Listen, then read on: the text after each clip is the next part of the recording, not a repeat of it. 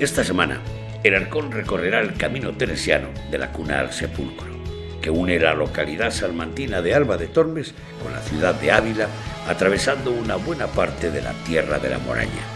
Descubriremos qué secretos esconde este sendero morañego, cómo se fraguó desde una asociación de empresarios y cómo responden las poblaciones por las que transcurre. Como todos los caminos, disfrutaremos de un paisaje natural, como el de las lagunas del Oso en plena estepa cerealista. Conoceremos la versión documentada de Antonio, el fraile carmelita que trazó el itinerario teresiano. Nos sentaremos con María José en la mesa de su restaurante en Fontiveros para saborear su cocido sanjuaniego. Pero la sorpresa la encontraremos en el interior de la iglesia de Macotera, donde asistiremos a la defensa que hacen de Teresa las hermanas carmelitas ante un severo fraile dominico. Comprobaremos por qué tiene tanto éxito el grupo de teatro Lazarillo de Tormes con una obra, Teresa, la jardinera de la luz, que arranca aplausos en cada representación en los últimos meses. Iniciamos el programa para conocer el fenómeno de los caminos teresianos y lo hacemos pisando el terreno, de la mano de Raquel Mozo, secretaria de la Asociación Turismo La Moraña, un colectivo de pequeños empresarios morañegos que ya recogen los beneficios que está proporcionando la ruta de la Cuna al Sepulcro. Raquel nos espera en mitad de un impresionante paisaje rural de la Moraña.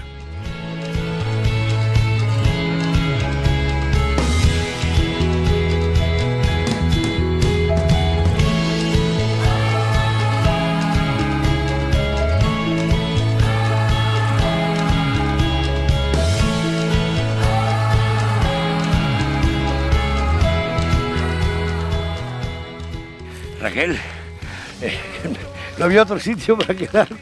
No, qué mejor sitio que en la ruta, en el camino. ¿Este es el camino? Este es el camino. Estamos en la Moraña. En la Moraña, aquí rodeados de cereales, de estepa, de dehesa de encinas, de un paisaje espectacular. ¿Qué es la Asociación de Turismo La Moraña? Pues la asociación es un grupo de empresarios que decidimos reunirnos hace 3 años, sobre todo para promocionar y dinamizar la comarca de La Moraña como un destino turístico más de la provincia de Ávila. Pero La Moraña no es muy conocido como producto turístico. No, se está empezando a conocer en los últimos años como destino dentro de la provincia. ¿Qué productos turísticos tiene La Moraña? Bueno, lo primero tenemos patrimonio natural, entre estepas, dehesas, los pinares islas que tanto nos caracterizan y que son los mejores ecosistemas, lagunas esteparias.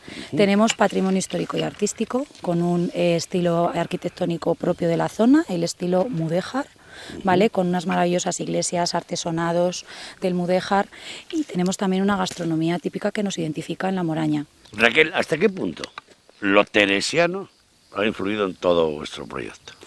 Pues, los morañegos. Pues por supuesto, pensábamos que en estos caminos, porque sabemos que recorrió Santa Teresa, pues decidimos, vamos a apostar por la figura de Santa Teresa para el año del centenario, y por eso hemos diseñado la ruta teresiana de la Cuna al Sepulcro. Éramos conscientes de que Santa Teresa pasó por Cardeñosa, por Gotarrendura, sabemos toda la infancia que está ligada de Santa Teresa y de su familia, con el Palomar de Gotarrendura, pasó por Fontiveros, pasó por Narros del Castillo, en la Fundación de Salamanca. Bueno, por Fontiveros pasó varias veces, pero sobre todo la vinculación es con su amigo, el gran místico San Juan de la Cruz, la cuna de San Juan. Y luego también Narros del Castillo, como decíamos, y también la fundación del convento de Duruelo, que también pertenece a la provincia de Ávila, en el camino de Blasco Millán. ¿Y en patrimonio artístico cómo andamos en La Moraña? Pues tenemos de todo, tenemos pequeñas joyas con esos ábsides mudéjares, con retablos que nos pueden sorprender en cada iglesia que los vamos descubriendo. Tenemos también mucho patrimonio etnográfico recuperado, palomares, fraguas, establos, todo es historia, todo es nuestro pasado. ¿Cómo decidís un grupo de empresarios el sumaros al el carro del quinto centenario del nacimiento de Teresa de Jesús? Pues la asociación la componemos básicamente empresarios de turismo rural de toda la comarca de La Moraña, ¿vale? Desde el límite sur hasta el límite norte con Valladolid. Y también tenemos socios colaboradores que son los ayuntamientos o el grupo de acción local, por ejemplo. Nos dimos cuenta de que, bueno, teníamos a Santa Teresa como personaje que había pasado por nuestra comarca, por nuestros caminos, y dijimos, ¿por qué no marcar esos caminos y crear una ruta entre dos provincias que unieran la Cuna en Ávila con el Sepulcro en Alba? Con esa primera idea que surgió de nosotros como los empresarios, decidimos, vamos a consultar esa base histórica y nos pusimos en contacto con los carmelitas. Y decidimos unir fuerzas y crear un proyecto. ¿En qué momento estamos ahora? ¿Cómo se llama la ruta? Ruta teresiana de la Cuna al Sepulcro. ¿Está toda señalizada? Perfectamente, en sus 107 kilómetros por el camino sur a Salamanca, como en la otra vertiente por el camino norte de Salamanca. ¿Se puede hacer de la Cuna al Sepulcro? En los dos sentidos, indistintamente, sí. Pero la ruta como tal es ruta teresiana de la Cuna al Sepulcro, de Ávila a Alba o de Alba a Ávila. Hay veces que coincide el Camino de Santiago, vemos flechas amarillas y rojas que se van intercalando a lo largo del trazado. Sí, solo en el primer tramo, en el tramo entre Ávila y Gotarrendura, en los primeros 24 kilómetros, coincide exactamente con el Camino de Santiago. Todo el recorrido no va a ser posible, pero vamos a hablar con los agentes implicados en este proyecto y en esta ruta de senderismo con claro matiz teresiano. ¿Con quién me voy a encontrar si yo ahora empiezo a recorrer estos caminos? Pues tenemos desde socios empresarios que lo han visto como un producto turístico que se puede ofrecer y nos puede diferenciar de otras valles o comarcas de la provincia, y también con ayuntamientos que han sabido darse cuenta de que es una manera de que visiten sus pueblos y de dar a conocer el rico patrimonio que tienen. Gotarrendura sin ninguna duda, El Oso, Papatrigo, Narros de Saldueña, Fontiveros. Tú siempre dices que la Moralla tiene un patrimonio natural desbordante. ¿El peregrino puede comprobar esos complejos lagunares tan importantes del Oso? Sí. ¿Pasa por allí? Sí, pasa por el camino bordeando la laguna. ¿La arquitectura militar puede ver castillos? Por supuesto, tenemos arquitectura defensiva, tenemos dos fortalezas que son dos ejemplos. En Narros de Saldueña, el castillo del Conde de Montellano, aunque tiene etapas constructivas posteriores al original, y el ejemplo de fortaleza es el castillo de Castronuevo, en la finca de la duquesa de Alba. Pero es curioso, como un movimiento que sale al aire del quinto centenario, con un claro matiz religioso, es una peregrinación y se ha convertido en un recurso económico para la zona. Sí, está destinado tanto a aquel peregrino o turista religioso que quiera sentir el camino de Santa Teresa, pero también a otro tipo de público. Puede venir cualquiera a descubrir los paisajes, las gentes, los pueblos. Existe una credencial del peregrino que se puede ir sellando a su paso por cada pueblo para llegar al destino, o bien Alba o en Ávila, y al cumplir todo el camino se entrega a la andariega, que te reconoce haber recorrido los caminos de Santa Teresa. ¿Tú crees en el medio rural? Yo creo en el medio rural. Tu oficio es restauradora. ¿Sigues restaurando patrimonio? Sí, y además ¿Tienes mucho patrimonio de La Moraña, sí. Pero eso es bueno, ¿no? Sí. Y además tienes alojamientos rurales. Sí, tengo 2 alojamientos rurales en La Moraña, justo en el sur de la comarca. ¿Esa es la clave del éxito? Uniros la sociedad civil, los pequeños empresarios, los pequeños ayuntamientos. Creo que es la fórmula, el agruparnos, no vernos como competencia, y el trabajar en equipo para conseguir proyectos como esto, y que las instituciones nos apoyen a los empresarios, porque en nuestro caso la institución provincial, la Diputación, nos abrió las puertas cuando llegamos con el proyecto. Todo es imposible, pero voy a intentar pulsar a algunos de los morallegos que apuestan por esta ruta. Es el camino. Sí. Bueno, pues vamos. Vamos.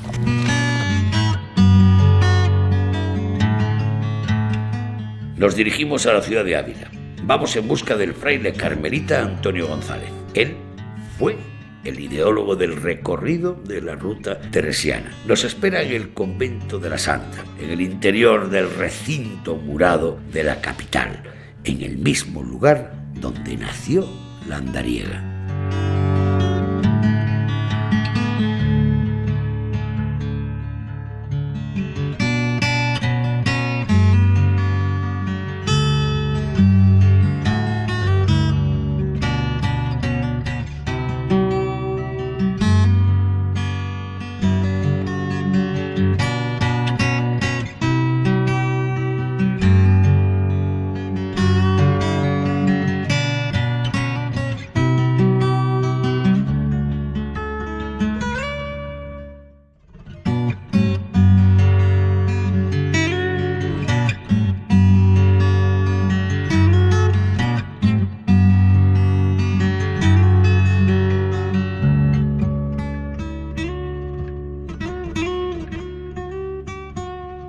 Antonio, lo que hemos visto es algo más que simbología. Sí, pues la casa natal de Santa Teresa es un lugar para nosotros muy querido y para mucha gente. Y forma parte de la niñez de muchas generaciones. Es la historia de la santa, lo que más llamaba la atención a los niños, ¿no? Pues sí, esas tradiciones de que jugaba a hacer ermitas, como se ve aquí, de aquello de que se fue a tierra de moros, que sí se quiso ir a tierra de moros y la encontró en los Cuatro Postes. Sí, esas tradiciones muchos las hemos oído contar de pequeños. Las edades están contribuyendo a propulsar la figura de Teresa al margen de las visitas a estos lugares. Sí, también están viniendo muchas excursiones de muchos lugares que vienen a ver las edades del hombre, que hablan de Teresa, y vienen también estos lugares teresianos. Es evidente que Teresa Jesús está muy de moda, al margen de las edades, el quinto centenario. ¿Los carmelitas y las carmelitas lo estáis también? Bueno, procuramos actualizar, procuramos hacer presente esa figura y ese estilo de vida que es el que Santa Teresa planteó, tanto las monjas carmelitas como los frailes. Las monjas carmelitas siguen una vida dedicada a la oración y nosotros, como quiso Teresa, una vida que combina la oración con el apostolado. El apostolado en diversos campos que eso sí que cambia con el tiempo, ¿no? Pues ahora tenemos algunos colegios, tenemos parroquias. Desde el principio hemos estado presentes en misiones en distintos lugares del mundo y eso se ha ido extendiendo y sigue extendiéndose. Hablando de la ruta, de la cuna al sepulcro y de extramuros, los Cuatro Postes, ¿sigue siendo un lugar por donde pasan los peregrinos y es un lugar teresiano? Hombre, los Cuatro Postes, como sabes, es una panorámica preciosa de Ávila, por tanto siempre ahí está la gente y para nosotros conserva el recuerdo de esa tradición de que Teresa de niña quiere ir a tierra de moros para ser mártir y la encuentra su tío en ese paraje, según la tradición. ¿Los peregrinos que hacen esa ruta de la cuna al sepulcro pasan por los Cuatro Postes? Pasan, por ahí pasan. ¿Vamos a verles? Estupendo, pues vamos.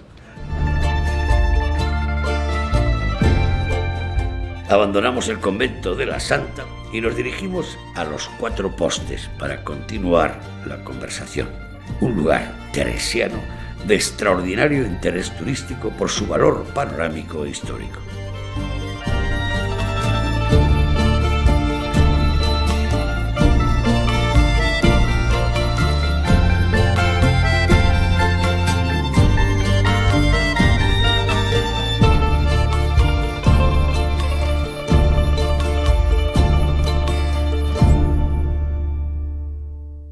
Sin duda, las panorámicas de Ávila cojearían si no tuviésemos esta desde los Cuatro Postes.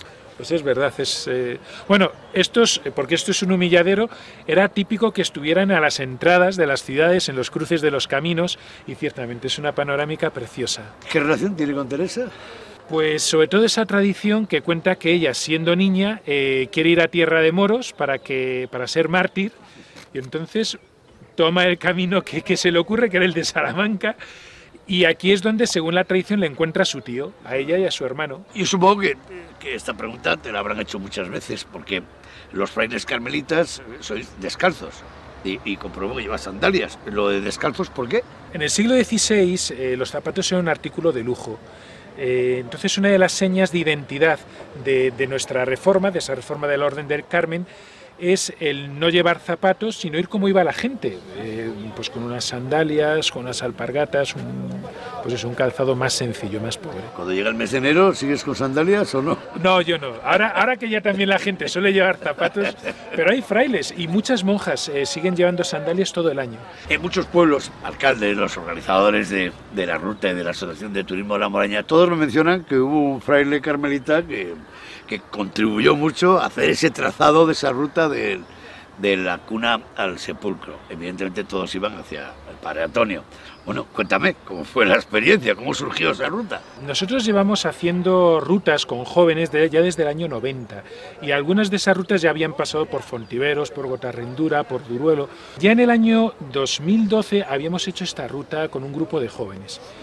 Y entonces, ya cuando estaba metido más en la preparación del centenario, yo ya empecé a pensar también en que esta ruta podía ser una ruta que se ofreciera para que la hiciera más gente. Luego nos encontramos con esta asociación de turismo de la Moraña, que tenían también ese interés por promover esta ruta, y bueno, pues ha sido como una convergencia como un encontrarnos gente que de distintas perspectivas, de distintos ángulos, pues estamos pensando y buscando lo mismo, y ha sido una colaboración muy bonita, y está siendo. Hay aquí pueblos con unos alcaldes con una capacidad de iniciativa, con un trabajar por impulsar, y que han acogido todo esto muy bien. La misma gente, como lo ha acogido desde el principio, las diputaciones de Ávila y de Salamanca, también desde el principio ha habido un apoyo, ha sido muy bonito. Bueno, como sé que ya te la has hecho andando muchas veces, hazme una radiografía de la ruta de la Cuna al Sepulcro. El eje de la ruta es Santa Teresa, porque une dos lugares teresianos fundamentales: Ávila, la cuna de Santa Teresa; Alba de Tormes, el sepulcro de Santa Teresa, y pasa por otros lugares muy importantes. Pasa por Gotarrendura, ese lugar de la infancia de Santa Teresa, de su familia materna. Pasa por Fontiveros, por ahí pasó Santa Teresa, pero sobre todo la importancia de Fontiveros es que es la cuna de San Juan de la Cruz. Pasa por Duruelo, donde se funde el primer convento de carmelitas descalzos, donde comienza la historia de la reforma masculina del Carmelo, por Mancera, donde se traslada a la comunidad de Duruelo. Hay otro ramal que pasa por Peñaranda de Bracamonte, que por ahí también pasó Santa Teresa, y recoge, al final, en sus últimos tramos, recoge tramos del último viaje de Santa Teresa, cuando ya enferma va a Alba de Tormes, donde terminará el viaje de su vida. Hoy, por fortuna, hay muchos amantes de la naturaleza y del senderismo. ¿Qué ocurre cuando viene un senderista, un turista, que decide hacer esa ruta andando, pero no tiene ninguna connotación religiosa, y se encuentra con todo lo teresiano en el trazado? Yo creo que la figura de Santa Teresa también aporta, porque es una figura de la literatura española importante, la primera escritora en lengua castellana. Luego le aporta el arte que hay en estos, porque hay un arte, sobre todo el mudéjar, precioso: Narros del Castillo, Fontiveros, Macotera, Tordillos.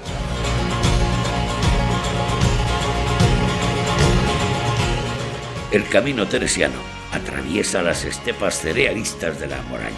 En la Laguna del Oso los espera Juan Carlos, agente de desarrollo rural del municipio del Oso, que conoce muy bien el impacto ambiental de una laguna en medio de la Moraña.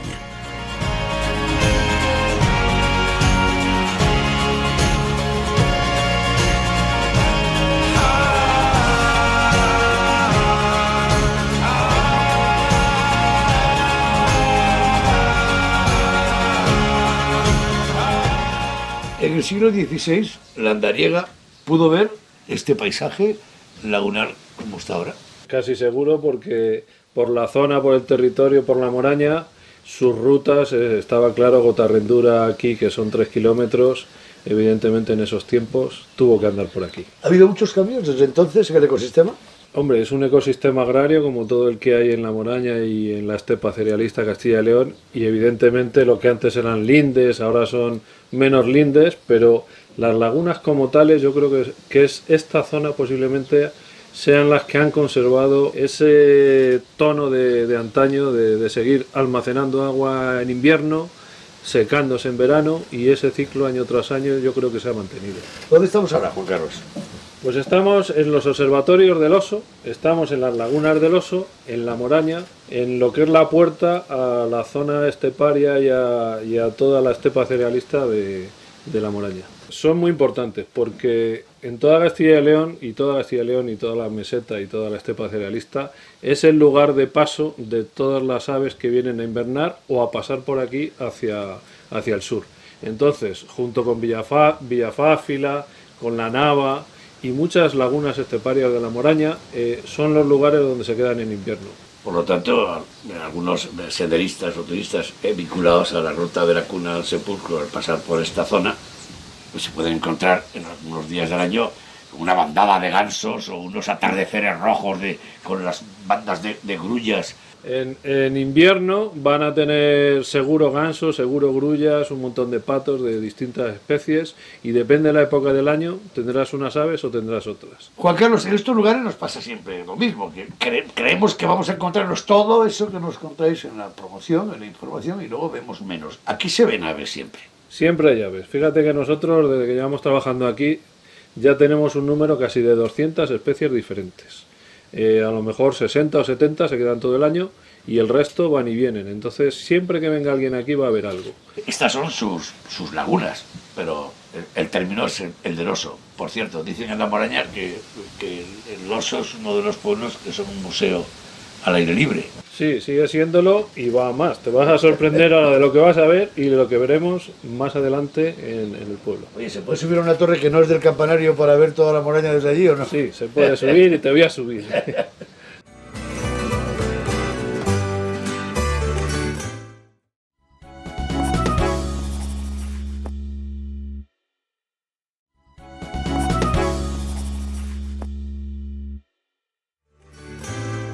Nos dirigimos ahora al municipio, al Oso, para contemplar la panorámica de las lagunas desde su mirador natural y descubrir algunas curiosidades de esta localidad abulense.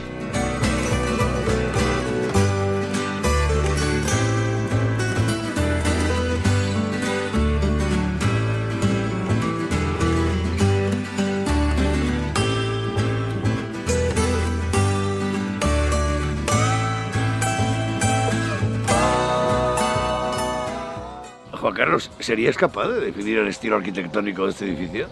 Bueno, es un poco difícil y yo con el alcalde, con Félix Gil, lo he discutido algunas veces y yo lo voy a calificar de neomudéjar.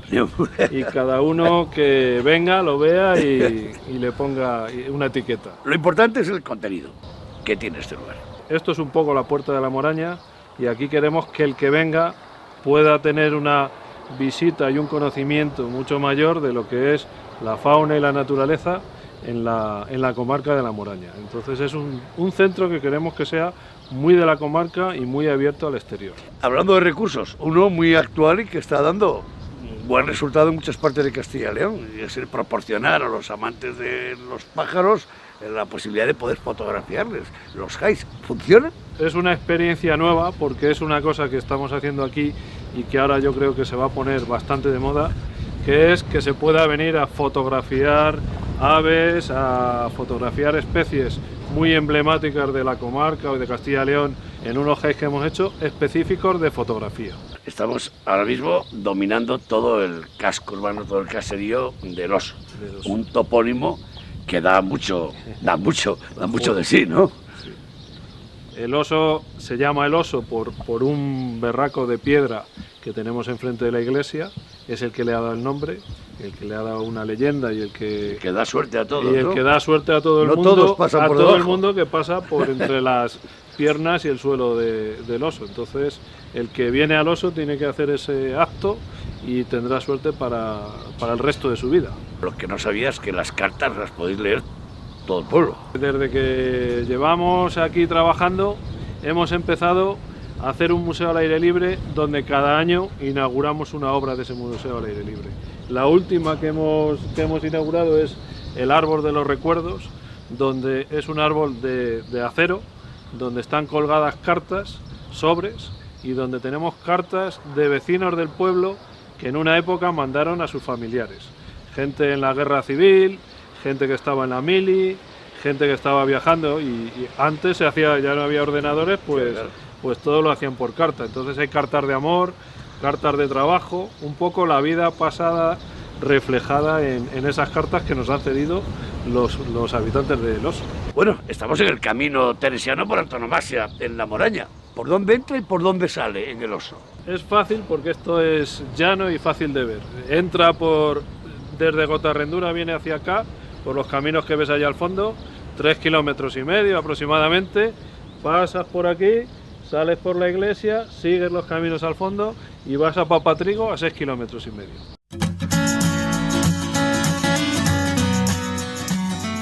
La ruta teresiana ha obtenido también el respaldo de los pequeños restaurantes del escenario rural morañego. Un buen ejemplo es el de María José, cocinera y propietaria del mesón Juan de Yepes, situado en Fontiveros. Muchos peregrinos ya han dado buena cuenta de su célebre cocido sanjuaniego.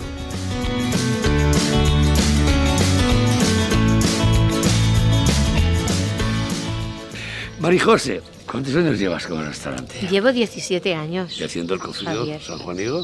por supuesto, llevo desde que empecé. Oye, el nombre del restaurante no será de tu familia. No, San Juan de la Cruz bendito. Hombre, lo mejor que tenemos en esta tierra. Bueno, bien, ¿no? Muy bien, sí. Bien. Oye, Muy esto de la ruta teresiana, ¿has tenido algo que ver? ¿Te has sumado a ese proyecto? Hombre, yo soy de la Asociación de la Moraña desde el primer día, desde que se fundó. Entonces, lógicamente, se nota mucho, porque pasan muchos peregrinos por aquí. O sea, que pasan peregrinos. Y a comer el cocido siempre. ¿Sigues teniendo cocido o no? Claro, lo tengo siempre. ¿Y hoy tienes seguro? Hoy se te está enfriando como no entremos. Sí. Claro. Pues venga, vamos. Venga, vamos.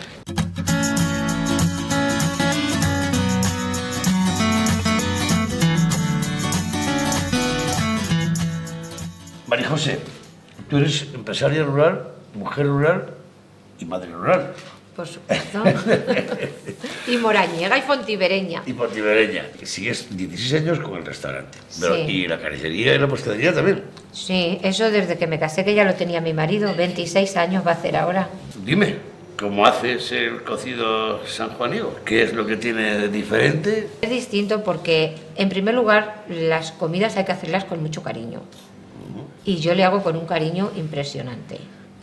Entonces, y los garbanzos son de la Moraña, que eso es la clave ya del éxito total. ¿Lo sigues comprando en el estanco? Hombre, a mi amiga Lucía, en el comercio, claro. ¿Y qué tipo de cliente, qué tipo de comensal viene a Fontiveros, a tu casa, al San Juan de Yepes, a comer cocido? Sí, pues mira, ahora con la ruta teresiana, pues vienen muchos peregrinos de toda España, vienen y de fuera, han venido muchos argentinos, vienen asociaciones de iglesias, de Madrid y de todos los sitios de España, ¿eh?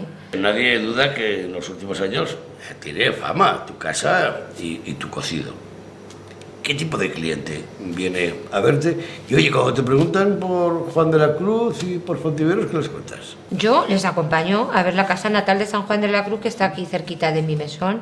Es que es lo más grande que tenemos. ¿Y no le llevas La a- cuna de San Juan de la Cruz. ¿Y la laguna? También, les digo, claro, que hay ¿Qué que les visitar cuentas? la laguna, que allí se cayó San Juan de la Cruz. Supongo que tendrás vinos de alguna garnacha de Ávila. Por supuesto, yo tengo vinos, utilizo mucho el vino, lo compramos en Madrigal, que está aquí al lado, Claro, entonces claro. viene un señor y lo suyo es que en la tierra se venda lo de la tierra.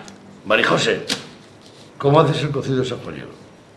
Pues mira, el día de antes se echan a lavar los garbanzos con agua templada y con sal.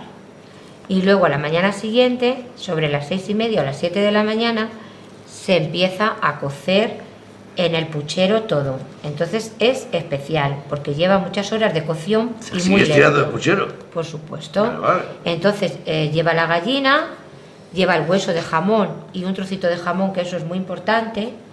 Lleva la carne de ternera, morcillo. Luego lleva el chorizo, que lo cuezo aparte, la morcilla de arroz y cebolla, que la frío aparte también, y la verdura, bueno, el tocino, perdón, que se me ha olvidado, que es importantísimo, y luego el repollo, que lo cuezo y lo arreglo, como me enseñó mi madre de toda la vida, con el ajo, el pimentón y el vinagre. ¿Y el relleno no le haces de Y bola? el relleno no le hago de bola, el relleno le hago con... Se puede, vamos, lo puedo hacer como quiera, pero a mí me gusta grande, y luego parto la porción para cada persona. María José, ¿sabes qué es lo que más me gusta de ti? Aparte que haces una buena cocina. Que eres una mujer rural. Eres empresaria. Madre rural. Formas parte de una empresa familiar, donde lo mismo tu marido vendéis vuestra ganadería propia de la carne y al frente del restaurante. Oye, eso es tener suerte y encima hacerlo todo en tu pueblo.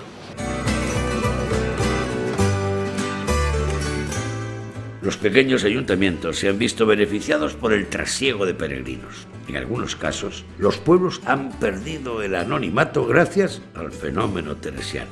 Mariano, el alcalde de Papatrigo, es un buen ejemplo. Él mismo nos contará cómo viven los habitantes de esta localidad morañega el fenómeno de la ruta teresiana. Mariano, por fin. Papatrigo viene en el mapa del turismo de la provincia de Ávila. Sí, Papatrigo viene en el mapa de la ruta teresiana desde que se inició la ruta teresiana. Pero vosotros estabais aquí hace Nosotros mucho estamos tiempo. ahí, eso, a Patricio ya le conocen en La Moraña, pero eso es un aditivo para que le conozca la gente más. Tú fuiste uno de los alcaldes de La Moraña que dentro del itinerario de la ruta de la cuna al sepulcro te pusiste en marcha inmediatamente. No lo dudamos en ningún momento que podría ser un atractivo para atraer a más gente a nuestro pueblo y que fuera conocido a nivel nacional o mundial, vamos. Y cuando pasa el peregrino, ese peregrino al que también estáis atendiendo, ¿qué es lo que ve el peregrino? ¿Qué os dedicáis en La Moraña? ¿Cómo son los de Papatrigo? Aquí la fuente de riqueza es la agricultura y la ganadería, es de secano y ganado. No es que haya mucho ganado, porque lamentablemente los pueblos cada vez van a menos, pero Papatrigo se mantiene. Bueno, por el alcalde de ejemplo, ¿cuántas ovejas tienes? O unas 800. Bien, ¿de qué raza? Castellanas. Te mantienes defendiendo todavía la raza autóctona, ¿no? Tostada. ¿Cómo están viviendo los habitantes de Papatrigo la ruta teresiana? Se puede preguntar a los peregrinos cuando pasan, la gente se vuelca a ellos, incluso cuando se han quedado grupos se los ha ofrecido café por las asociaciones de amas de casa, de jubilados, de las AMPAs, y se van muy contentos de Papatrigo los que han pernoctado aquí alguna vez. Tenemos la demanda de que queremos empezar un albergue esta legislatura, no solo para el camino, sino para más gente que te viene en verano que no tiene dónde quedarse. La ilusión que tenemos sobre todo el Ayuntamiento de Papatrigo, es que La Moraña con la ruta teresiana no acabe con el centenario, siga como nos ha pasado con el Camino de Santiago, y por qué no la ruta teresiana, es la ilusión que tenemos puesto en ella. Todos los morañegos decís siempre que La Moraña en Castilla y León siempre que suena poco. Últimamente estáis sonando muchísimo, ¿eh? Yo creo que tenemos un atractivo y unos productos como no lo hay en ningún sitio. Lo mismo nos da hablar de carne que de leche, que de yogures. Tenemos Alta Moraña, 8 kilómetros, que tiene unos productos buenísimos en tema lácteos.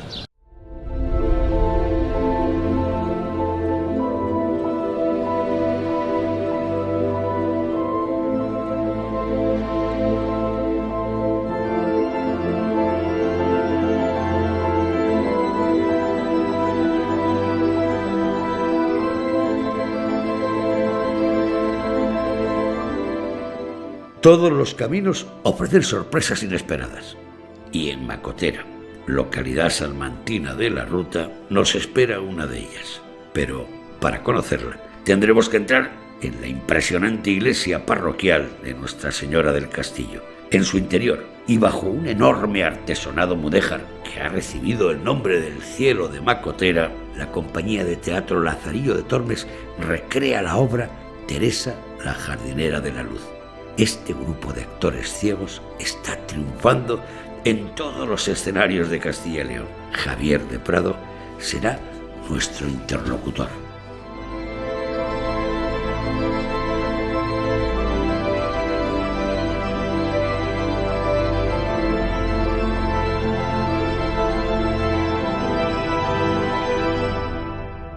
Estamos aquí para curar cualquier herida que sufra nuestra Santa Madre Iglesia y extirpar cualquier hereje o enemigo que esté en nuestra contra. Digo, en contra de las doctrinas de nuestro Salvador Jesucristo. Nuestra Madre dice que ni Jesús ni nuestra Iglesia necesitan ni protección, ni soldados ni murallas. Nuestra Iglesia tiene la protección de Dios, dice Teresa. Su Madre Teresa no sabe lo que está diciendo. O tal vez sí.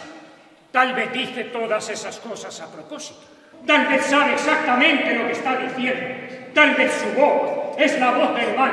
Y por eso he venido aquí, para buscar la verdad, informar a la Santa Inquisición de lo que encuentro y valorar el castigo que merece la culpable.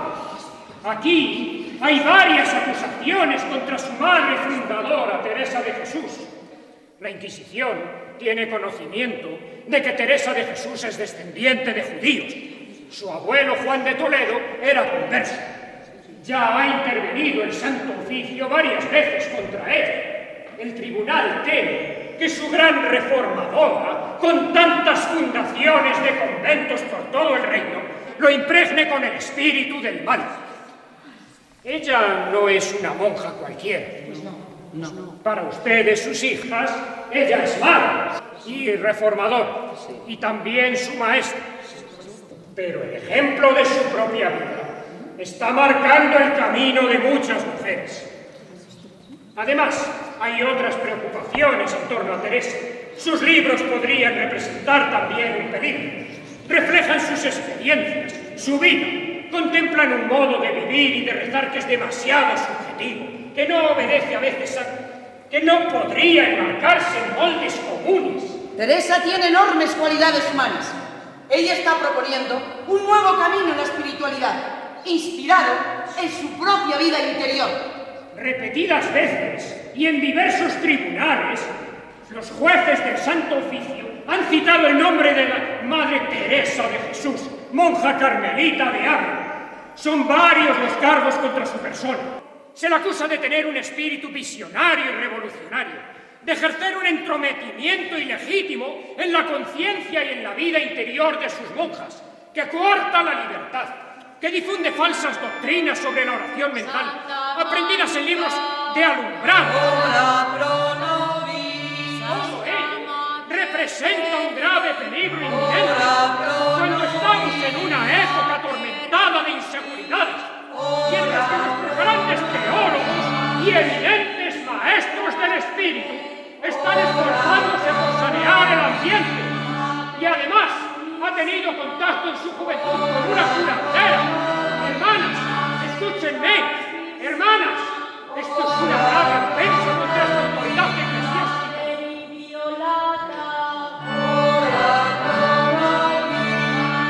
Todavía estamos impresionados por la complicidad de las monjas actrices y por el bello texto de la obra.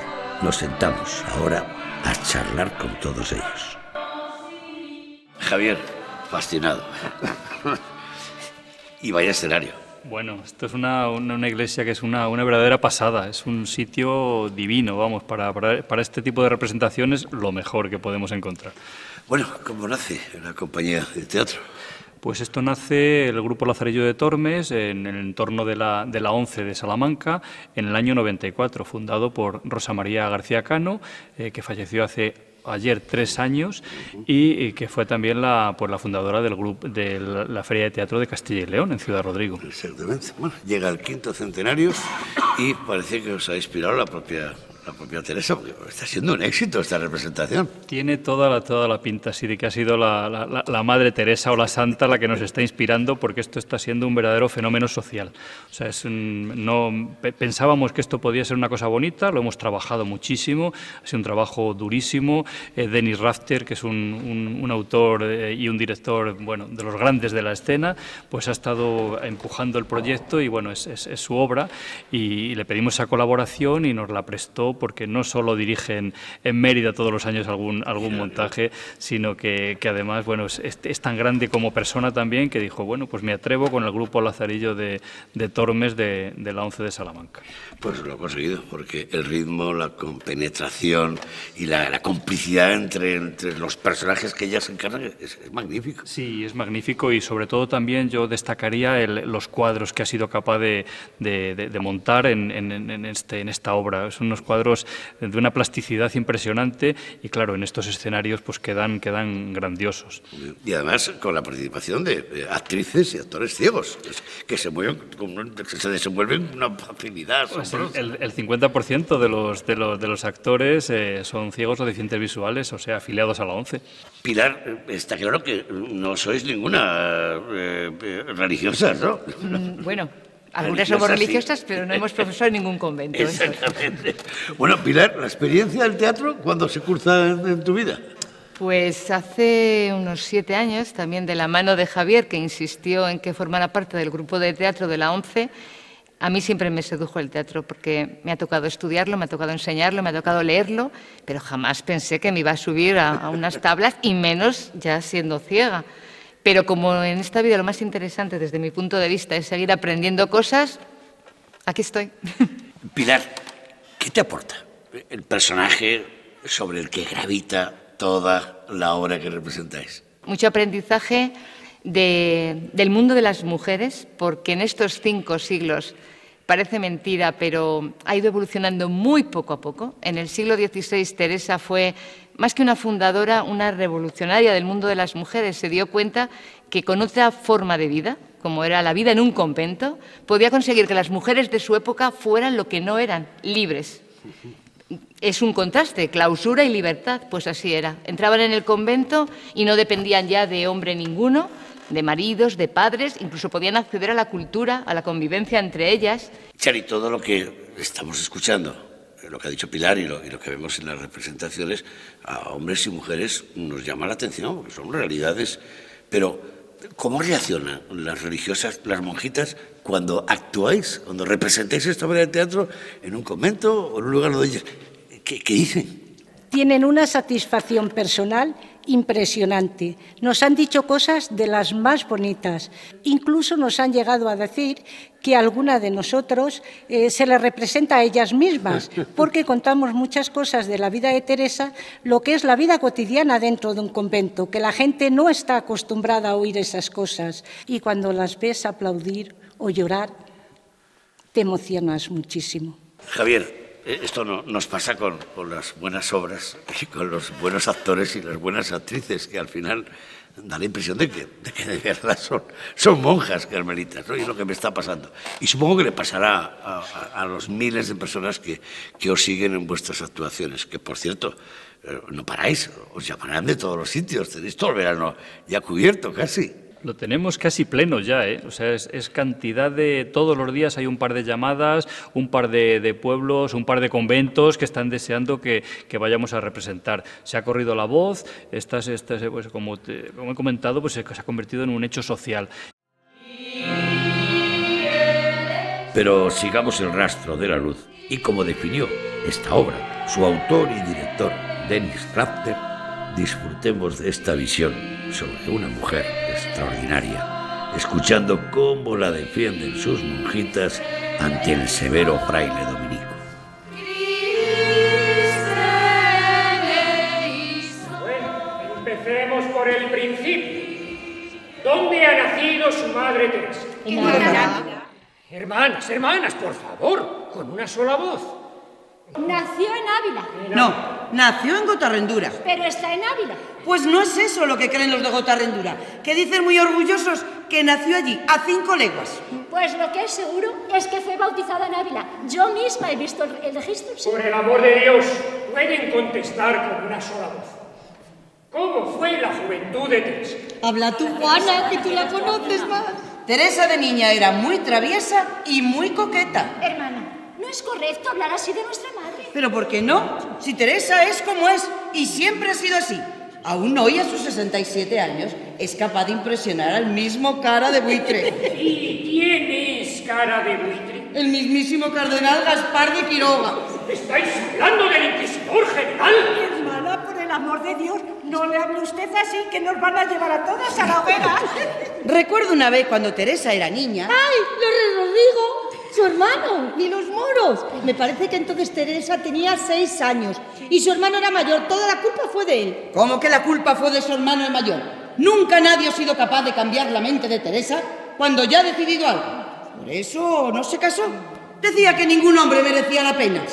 Excepto Jesús, nuestro Señor. Amén. Pero eso es otra cosa y demuestra su gran capacidad de amar con pasión. Sí, hermanas, pero ahora estamos hablando de su adolescencia. Por ejemplo, ¿tenía algún novio? Sí, tenía muchos pretendientes y todos enamorados de ella. Había una larga cola para pedir su mano. No exageres, hermana, que había solamente un primo. Anda. Sí, pero esa coquetería, ¿de dónde viene? Y usted, hábleme más de los moros. ¿Qué tipo de trato tenía con ellos? Esto huele a conspiración. ¿Cuándo decidió entregarse a la Iglesia Católica? ¿Fue por decisión propia o por insistencia de su padre para salvarla de ella misma? Con todo mi respeto, reverendo, usted no conoce a nuestra madre, pero ¿quién se atreve a decir a Teresa lo que puede o no puede hacer? Fue todo decisión suya. Y la llamada de Dios llegó cuando estaba enferma.